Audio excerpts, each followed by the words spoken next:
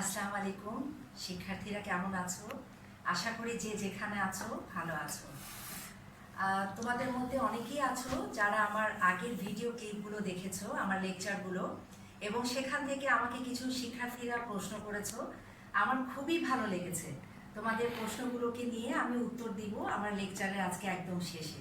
আজকেও তোমরা সেই ধারাবাহিকতায় শোনো। আজকে আমরা চলে আসছি ভূগোল প্রথম পত্র, সপ্তম অধ্যায় বাড়িমণ্ডল, পাঠ 7, এবং পাঠ 7-এর আমরা আজকে পড়ব 6-এর কয়ে। আজকে আমাদের যে বিষয়টা সেটা হচ্ছে আটলান্টিক মহাসাগরের তলদেশের ভূমিরূপ। আমরা আজকে আটলান্টিক মহাসাগরের তলদেশের ভূমিরূপে যে বিষয়গুলোর উপর আজকে আমি পাঠদান করাবো সেই বিষয়গুলো হচ্ছে আকার ও আয়তন। এরপরে আমরা চলে আসব আটলান্টিক মহাসাগরের তলদেশে আমরা বেশ কিছু বিষয়গুলো দেখব, সেগুলো হচ্ছে একে একে মহীসোপান, মহীঢাল, এরপরে আসবে তলদেশের উন্নত অংশসমূহ, তার মধ্যে তোমাদের কিছু শৈলশিরার বর্ণনা থাকবে, তারপরে থাকবে মহাসাগরীয় দ্বীপ, প্রান্ত দেশেও কি কি সাগর রয়েছে সেগুলোকে নিয়ে আলোচনা করব, এবং সর্বশেষ হচ্ছে এই আটলান্টিক মহাসাগরে কি ধরনের গভীর খাতগুলো রয়েছে, কোথায় কোথায় তার অবস্থান, এগুলো সম্পর্কে আজকে আমরা আলোচনা করব। তাহলে আমরা আজকে আমাদের আলোচনায় চলে আসি। আমাদের প্রথম হচ্ছে আটলান্টিক মহাসাগর, আজকে নিয়ে আমরা আলোচনা করব। আটলান্টিক মহাসাগর হচ্ছে পৃথিবীর দ্বিতীয় বৃহত্তম মহাসাগর।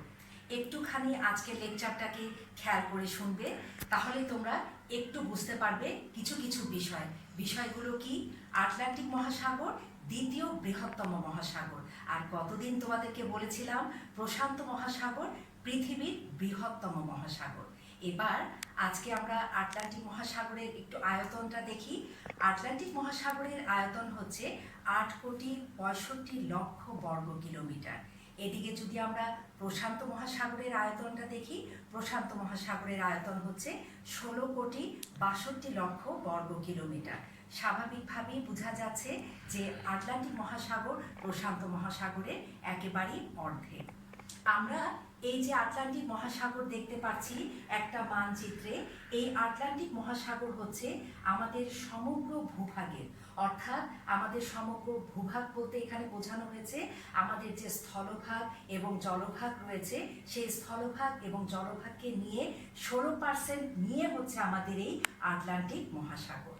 এবার আমরা চলে আসি আমাদের আটলান্টিক মহাসাগরে উভয় পাশে যে মহাদেশগুলো, সেই মহাদেশগুলোকে একে একে আমরা পরিচিত লাভ করব।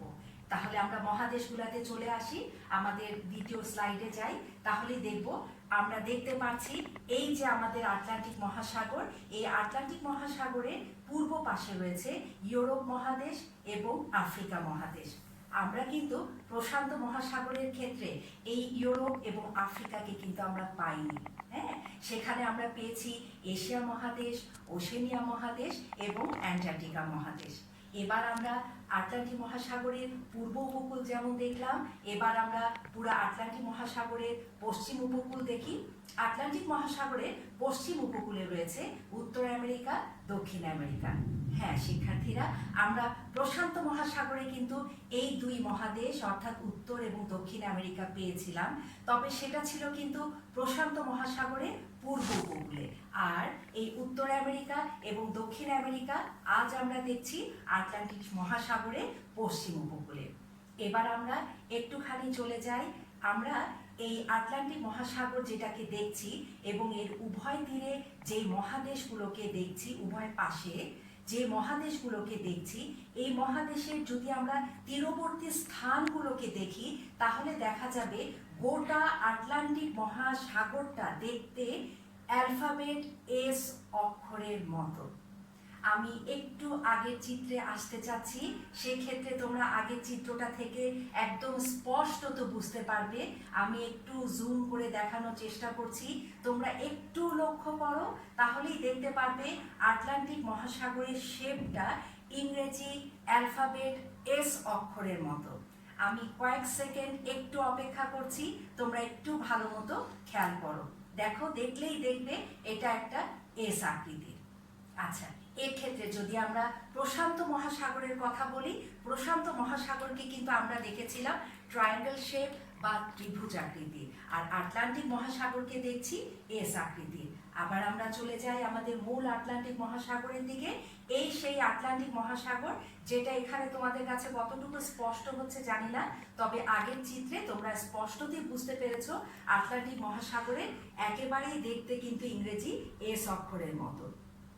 এবার আমরা চলে আসছি আটলান্টিক মহাসাগর এই বরাবর চলে গেছে নিরক্ষরেখা, এবং এই নিরক্ষরেখা থেকে আটলান্টিক মহাসাগরের উত্তর দিককে বলা হয় উত্তর আটলান্টিক মহাসাগর, এবং এই নিরক্ষরেখা থেকে আটলান্টিক মহাসাগরের দক্ষিণটাকে বলা হয়ে থাকে দক্ষিণ আটলান্টিক মহাসাগর। এখানে একটু খেয়াল করো, এই নিরক্ষরেখার কাছে আটলান্টিক মহাসাগরের বিস্তৃতিটা কিন্তু কম। খেয়াল করছো বোধহয় শিক্ষার্থীরা, এখানে কিন্তু বিস্তৃতিটা কম। আর আমরা প্রশান্ত মহাসাগরের বেলায় দেখেছিলাম নিরক্ষরেখার কাছে কিন্তু তার বিস্তৃতিটা সবচাইতে বেশি। এবার আমরা চলে আসি এই নিরক্ষরেখা থেকে আটলান্টিক মহাসাগর উত্তর দিকে অগ্রসর হয়ে একদম তার উত্তর সীমায় আইসল্যান্ড এবং গ্রিনল্যান্ড এই দুইটা দ্বীপ দেখতে পাওয়া যায়। এবার আবার দেখি নিরক্ষরেখার দক্ষিণ ভাগে আটলান্টিক মহাসাগরটা, অর্থাৎ দক্ষিণ আটলান্টিক মহাসাগরটা একদম দক্ষিণ দিকে গিয়ে এটা কিন্তু দক্ষিণ মহাসাগরের সাথে মিশে গিয়েছে। তাহলে আমরা এবার এই মহাদেশগুলা সম্পর্কে পরিচিতি লাভ করলাম। আমরা আটলান্টিক মহাসাগর যে দেখতে একদম এস আকৃতির সেটা আমরা জানলাম। এরপরে আমরা আমাদের চলে যাচ্ছি আটলান্টিক মহাসাগরের তলদেশ। আমরা যদি এই আটলান্টিক মহাসাগরের তলদেশটাকে বলি তাহলে বলতে হবে আটলান্টিক মহাসাগর হচ্ছে পৃথিবীর দ্বিতীয় গভীরতম একটা মহাসাগর, যেটা প্রশান্ত মহাসাগর ছিল পৃথিবীর গভীরতম, আর এটা দ্বিতীয় গভীরতম মহাসাগর। আটলান্টিক মহাসাগরে বিশেষ করে যদি আমরা এর উত্তর উপকূলটা দেখি তাহলে দেখা যাবে এর উত্তর উপকূলে কিন্তু মহীসোপানটাই একটু বেশি দেখতে পাওয়া যায়। এখানে কিন্তু মহীঢালের পরিমাণটা কম। তবে দক্ষিণ আটলান্টিক মহাসাগরে কিন্তু আবার মহীসোপান খুবই কম, সেখানে কিন্তু মহীঢালটাই বেশি। অন্যদিকে আমরা কিন্তু গোটা প্রশান্ত মহাসাগরে মহীসোপানের পরিমাণটা কমই পেয়েছি, সেখানে কিন্তু মহীঢালটাই বেশি দেখেছি। আবার যদি আমরা আটলান্টিক মহাসাগরে বলি তাহলে বলতে হবে এখানে কিন্তু গভীর খাতের সংখ্যা খুবই কম, যেটা আমরা প্রশান্ত মহাসাগরের ক্ষেত্রে দেখেছি গভীর খাতের সংখ্যা অনেক বেশি। এবার আমরা চলে যাচ্ছি আমাদের আটলান্টিক মহাসাগরের তলদেশে। আমরা এখন দেখব মহীসোপান এবং এই মহীঢাল, যেটা আমরা কিছুক্ষণ আগে বলেছি যে কোথায় বেশি দেখা যায় কোথায় কম দেখা যায়, সেটাকে আমরা দেখি। আমি কিছুক্ষণ আগে বলেছিলাম উত্তর আটলান্টিক মহাসাগরে মহীসোপানটা বেশি দেখা যায়, তার কারণ এখানে বেশ কিছু কিন্তু সাগরগুলো অবস্থান করছে। আমরা এখন একে একে একটুখানি সাগরগুলোতে চলে যাই।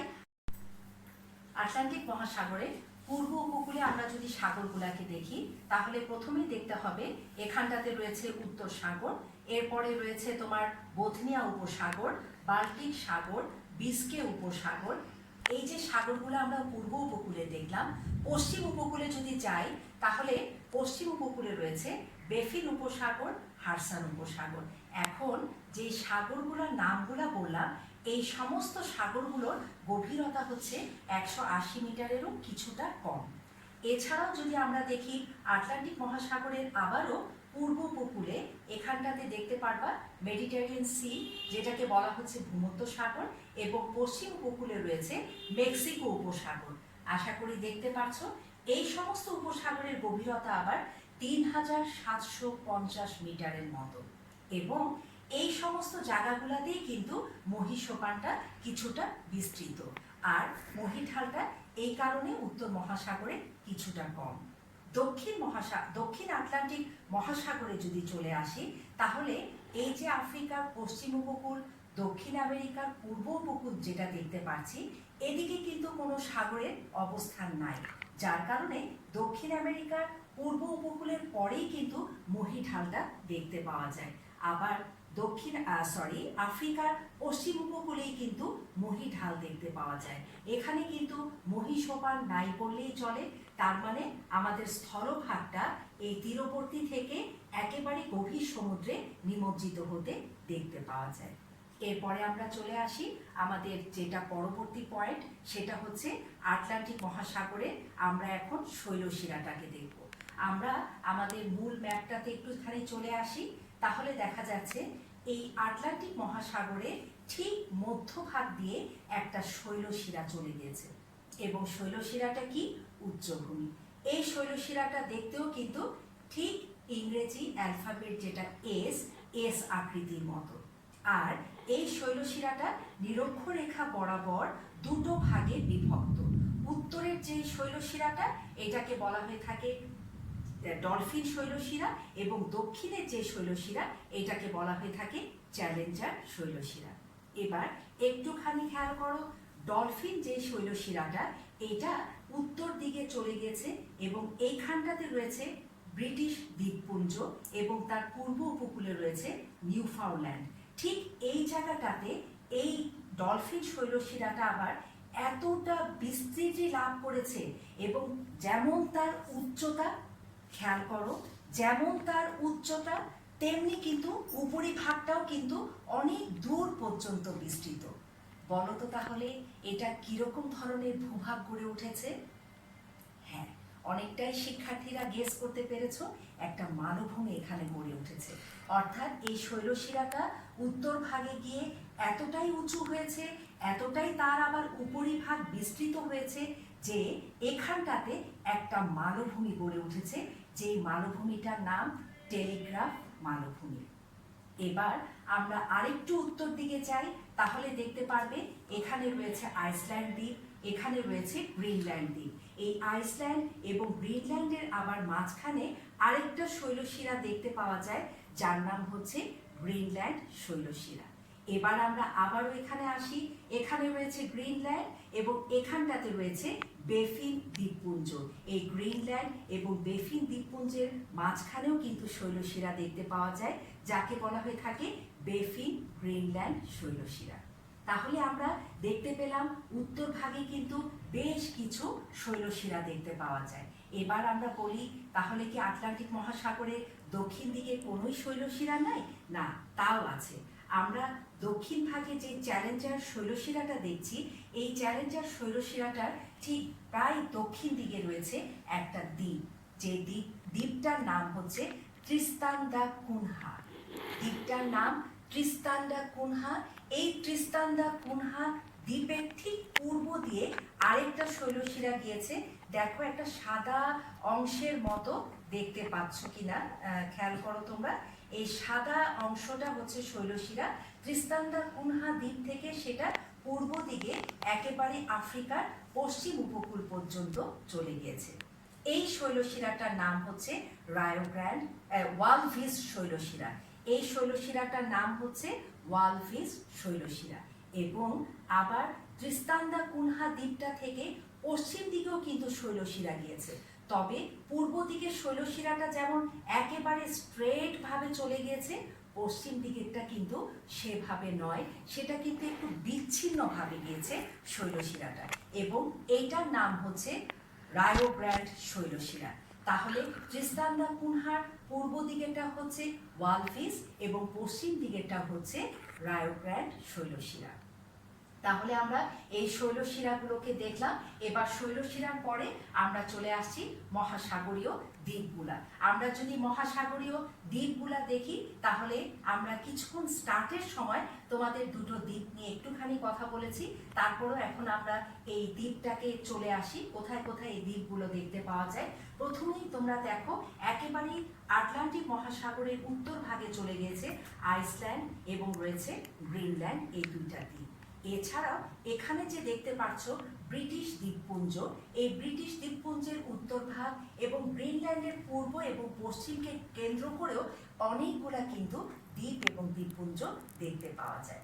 এছাড়াও আরও আমরা যেটা দেখতে পাই আটলান্টিক মহাসাগরের একেবারে পশ্চিম উপকূলে, দেখো এখানে ছোট ছোট করে কিছু দ্বীপপুঞ্জ দেখতে পাওয়া যাচ্ছে, যেটাকে বলা হয়ে থাকে পশ্চিম ভারতীয় দ্বীপপুঞ্জ বা ওয়েস্ট ইন্ডিজ দ্বীপপুঞ্জ। এবং এই দ্বীপপুঞ্জগুলোর মধ্যে রয়েছে কি কি? কিউবা, হাইতি, ডোমিনিকান রিপাবলিক, তারপরে পোর্টোরিকো, এই সমস্ত দ্বীপপুঞ্জগুলো এখানে অবস্থিত। এবং এই দ্বীপপুঞ্জগুলো কিন্তু সবই যে আমাদের মহীসোপান রয়েছে, মহীসোপানের উত্তর ভাগে এই দ্বীপপুঞ্জগুলা অবস্থিত রয়েছে। তার মানে ওই দ্বীপটা থেকেই কিন্তু মহীসোপানগুলো বিস্তৃতি লাভ করতে দেখতে পাওয়া গেছে। এবার যদি আমরা একেবারে দক্ষিণ দিকে যাই, দক্ষিণ দিকে কিন্তু আবার দ্বীপের সংখ্যাটা কিন্তু খুবই কম, তবে সেখানে দ্বীপটা দেখতে পাওয়া যায়। আমরা যদি একটুখানি এই মানচিত্রে আসি তাহলে দেখতে পারবে দক্ষিণ আমেরিকার একদম দক্ষিণ ভাগে আছে কেপ অফ হর্ন বা কেপ অন্তরিক। সেখান থেকে দক্ষিণ পূর্ব দিকে একটা দ্বীপ চলে গিয়েছে যেটাকে বলা হয়ে থাকে স্যান্ডউইচ দ্বীপ। তার মানে আমরা দেখতে পাচ্ছি গোটা দক্ষিণ আটলান্টিক মহাসাগরে মাত্র একটাই দ্বীপ দেখতে পাওয়া যায়, যা হচ্ছে স্যান্ডউইচ দ্বীপ, এবং উত্তর দিকেই কিন্তু দ্বীপগুলা বা দ্বীপপুঞ্জগুলা একটু বেশি দেখতে পাওয়া যায়। এবার আমরা দ্বীপ এবং দ্বীপপুঞ্জগুলাকে শেষ করলাম, এবার চলে আসি আমরা আটলান্টিক মহাসাগরের খাতগুলাকে দেখব। এখানে একটা কথা তোমাদের একটু মনে রাখা উচিত, যেটা আমি গত লেকচারেই বলেছিলাম, যে আমাদের দ্বীপ এবং দ্বীপপুঞ্জগুলা বেশিরভাগই কিন্তু গড়ে ওঠে যে আমাদের মহাদেশগুলো সেটা কিন্তু একটা প্লেটের উপর আবর্তমান, আর আমাদের মহাসাগরগুলোও কিন্তু প্লেটের উপর আবর্তমান। তাই এই মহাদেশীয় এবং মহাসাগরীয় প্লেটগুলা যখন সঞ্চালনশীল হয় এবং তারা যখন কাছাকাছি চলে আসে, তখন মহাদেশ থেকে কিছু কিছু স্থলভাগগুলো পানির উপর বিচ্ছিন্ন হয়ে গিয়ে দ্বীপের সৃষ্টি করে, এবং ঠিক ওই সময় যখন মহাদেশ এবং মহাসাগরীয় প্লেটগুলো কাছাকাছি চলে আসে, তাদের সংঘর্ষেই কিন্তু আবার খাতেরও সৃষ্টি হয়, যার জন্য ঠিক দ্বীপগুলোর নিকটেই কিন্তু খাতগুলো দেখতে পাওয়া যায়। তাহলে আমরা এখন চলে আসি আটলান্টিক মহাসাগরের খাতগুলা কোথায় কোথায়। তার আগে বলতে হবে আটলান্টিক মহাসাগরের গভীরতম খাত হচ্ছে পোর্টোরিকো খাত, এবং এই যে পোর্টোরিকো খাত সেটাই কিন্তু পশ্চিম ভারতীয় দ্বীপপুঞ্জে কিছুক্ষণ আগে আমি যে কতগুলা দ্বীপের নাম বললাম তার মধ্যেই একটা দ্বীপ হচ্ছে পোর্টোরিকো। সেই পোর্টোরিকোর উত্তর দিকেই কিন্তু হচ্ছে এই পোর্টোরিকো খাতটা, এবং আমরা যদি দেখি এই পোর্টোরিকো খাতের আমরা গভীরতা, তাহলে বলতে হবে এর গভীরতা হচ্ছে ৮,৪৭৫ মিটার। আর এই ক্ষেত্রে আমরা প্রশান্ত মহাসাগরে আমরা সবচেয়ে গভীরতম খাত পেয়েছিলাম, সেটার নাম ছিল ম্যারিয়ানা খাত, এবং এই ম্যারিয়ানা খাত ছিল পৃথিবীর একেবারে গভীরতম খাত, আর এটা হচ্ছে পৃথিবীর দ্বিতীয় গভীরতম খাত, তবে আটলান্টিক মহাসাগরের সবচাইতে গভীরতম খাত। আচ্ছা, এখানে যেমন আমরা উত্তর আটলান্টিক মহাসাগরে এই একটা খাত দেখতে পেয়েছি, এছাড়া আবার দক্ষিণ দিকে যদি আমরা যাই, দক্ষিণ আটলান্টিক মহাসাগরেও কিছুক্ষণ আগে আমি একটা দ্বীপের নাম বলেছিলাম স্যান্ডউইচ দ্বীপ। সেই স্যান্ডউইচ দ্বীপের কাছেই আবার আরেকটা খাত দেখতে পাওয়া যায়, যার নাম হচ্ছে স্যান্ডউইচ খাত। এছাড়া আমরা যদি আবার আটলান্টিক মহাসাগরের ওই শৈলশিরাটাকে দেখি, যেটা এস আকৃতির শৈলশিরাটা, তাহলে দেখতে হবে যে ওই আমরা মাঝখানে যে শৈলশিরাটাকে দেখছি, এই শৈলশিরাটাকে কেন্দ্র করেও কিন্তু আরও কিছু দ্বীপ এবং দ্বীপপুঞ্জ গড়ে উঠতে দেখা গিয়েছে, যার মধ্যে হচ্ছে একটা, আমরা যদি আবার একটু দ্বীপটাতে চলে আসি তাহলে সেই দ্বীপটা বলবো, সেটাকে কিন্তু একটু খেয়াল করবে, এই এস আকৃতিকে কেন্দ্র করেই কিন্তু সেই দ্বীপপুঞ্জগুলো। তাহলে আমরা আবার চলে আসি, সেই দ্বীপপুঞ্জগুলো যদি দেখি তাহলে দেখবা এই এস আকৃতিকে কেন্দ্র করেই কিন্তু দ্বীপপুঞ্জটা একটা হচ্ছে অ্যাজোরস দ্বীপ। আচ্ছা, আরেকটা দেখতে পাওয়া যায় ম্যাডেরিয়া দ্বীপ, এটা কিন্তু সেই শৈলশিরাকে কেন্দ্র করে গড়ে উঠেছে, এবং আরেকটা হচ্ছে সেন্ট হেলেনা দ্বীপ। এগুলা সবই কিন্তু সেই শৈলশিরাকে কেন্দ্র করে গড়ে উঠেছে। তার মধ্যে ম্যাডেরিয়া হচ্ছে আগ্নেয়গিরির অগ্নুৎপাতের ফলে দ্বীপটা। আচ্ছা, তোমাদেরকে এখানে একটা বিষয় বোধহয় বলা হয়নি, সেটা আমরা আবার যাই। এস আকৃতির যে আমরা শৈলশিরাটাকে দেখছি, এই শৈলশিরাটা না, ভূবিজ্ঞানীরা মনে করে এই জায়গাটা কিন্তু একটা বিশাল ফাটল ছিল, এবং এই ফাটল পথে আগ্নেয়গিরির থেকে অগ্নুৎপাত হয়ে পদার্থগুলা সঞ্চিত হতে হতে কালক্রমেই কিন্তু এখানে ওই শৈলশিরা বা এই উন্নত ভূমিটা গড়ে উঠেছে, যেটাকেই বলা হচ্ছে উত্তরটাকে ডলফিন শৈলশিরা, দক্ষিণটাকে বলা হচ্ছে চ্যালেঞ্জার শৈলশিরা। তাহলে আমরা আমাদের শৈলশিরাটা শেষ করে ফেললাম, আমরা দ্বীপ এবং দ্বীপপুঞ্জ দেখলাম, আমরা খাতগুলাকে দেখলাম। এবার আমরা সর্বশেষ চলে আসছি আটলান্টিক মহাসাগরে প্রান্ত দেশে আমরা যে সাগরগুলো রয়েছে এই সাগরগুলাকে আমরা একটুখানি দেখব। তাহলে আমরা চলে আসি আমাদের সাগরগুলাকে যদি আমরা বলি, তাহলে আমরা কিন্তু মহীসোপান বলার সময় সাগরগুলাকে চিহ্নিত করেছিলাম। তারপরেও আবার এখন একটুখানি আমি তোমাদেরকে দেখিয়ে দিই। সেই সাগরগুলো হচ্ছে, এখানে আছে উত্তর সাগর, এখানে আছে বোথনিয়া উপসাগর, ঠিক বোথনিয়া উপসাগরের দক্ষিণ দিকেই রয়েছে বাল্টিক সাগর, এবং আমরা এখানটাতে দেখতে পাচ্ছি ইটালির পূর্ব প্রান্তে রয়েছে অ্যাড্রিয়াটিক সি রয়েছে, এখানটাতে রয়েছে বিস্কে উপসাগর। আবার আমরা যদি পশ্চিম ভাগে যাই তাহলে দেখতে পাচ্ছি বেফিন উপসাগর, তারপরে রয়েছে হাডসন উপসাগর। এছাড়া এই সাগরগুলা ছাড়া যদি একটু আমরা বড়গুলোকে দেখি তাহলে আবার দেখা যাবে আটলান্টিক মহাসাগরের পূর্ব দিকে রয়েছে ভূমধ্যসাগর, পশ্চিম দিকে রয়েছে মেক্সিকো উপসাগর এবং ক্যারিবিয়ান উপসাগর। এই সাগর এবং উপসাগরগুলা দেখতে পাওয়া যায়।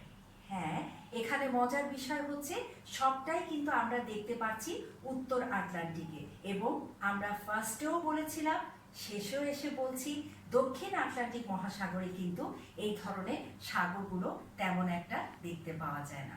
তাহলে আমাদের এখানে সাগরগুলো সবগুলো আমরা শেষ করলাম। তাহলে আমরা আরেকবার একটুখানি দেখে নিই আজকের আলোচ্য বিষয়গুলো কি কি ছিল। আজকের আলোচ্য বিষয়গুলো আমাদের ছিল পার্ট 6-এর আটলান্টিক মহাসাগরের তলদেশের ভূমিরূপ, এবং সেখানে আমরা অবস্থান দেখেছি, অর্থাৎ এই দুইটা আটলান্টিক মহাসাগরের উভয় কূলে কি কি মহাদেশগুলো আছে সেটা আমরা দেখেছি।